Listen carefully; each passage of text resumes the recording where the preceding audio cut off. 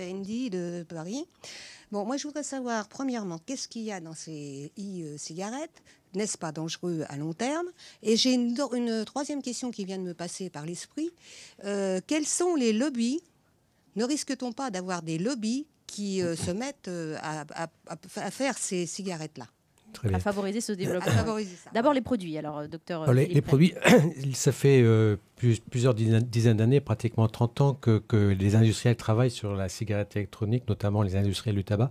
Ils n'avaient jamais trouvé de solution qui marche bien. Et le gros avantage de ce qu'a fait Onklink, le pharmacien chinois, c'est qu'il a eu l'idée de simuler la fumée avec de la vapeur d'eau. Et cette vapeur, comment il l'a obtenue? Avec du propylène glycol, qui est ce produit qu'on utilise dans les théâtres pour faire la fumée. Ça peut être cancérigène, ça? Non, pas du tout. C'est un produit que vous utilisez tous les jours. Je suis sûr que tout le monde en a pris ce matin, sans le savoir. Pourquoi? C'est un produit, quand on le chauffe légèrement, eh bien, il attrape toutes les molécules d'eau dans l'air et il forme cette vapeur. D'accord. Et sinon, il maintient l'humidité dans les aliments, dans les médicaments. Si vous avez un pain de mie qui dure 10 jours, ben, il y a du propylène glycol dedans. Sinon, il ne tiendrait pas. Vous droguez au pain de mie, il y en a qui le font. Il y en a qui font ça. Donc, il y en a vraiment beaucoup. Il n'y a pas de goudron, il n'y a pas de monoxyde de carbone dans les cigarettes électroniques. Non, il n'y a pas de combustion de tabac. Donc, on élimine tous les grands poisons du tabac. Donc ça, c'est vraiment la grande différence. Et justement, vous parliez de dangerosité et d'effets à long terme.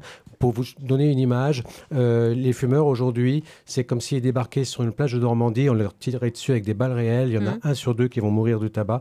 Avec la cigarette électronique, on a remplacé les balles réelles par des balles à blanc. Alors, il y a quelques experts qui se posent des questions sur l'effet à long terme de la poudre qui a été utilisée pour les balles à blanc.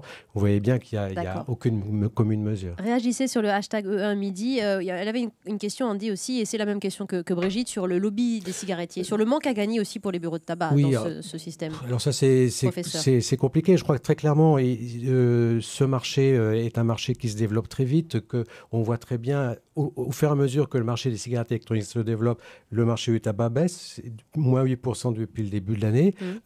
Et donc, tous les acteurs vont s'y retrouver. L'industrie du tabac qui va lancer plein de produits l'an prochain. Et moi, je voudrais juste dire une chose. Pour moi, ce n'est pas la même chose de vendre des parachutes ou des kalachnikovs.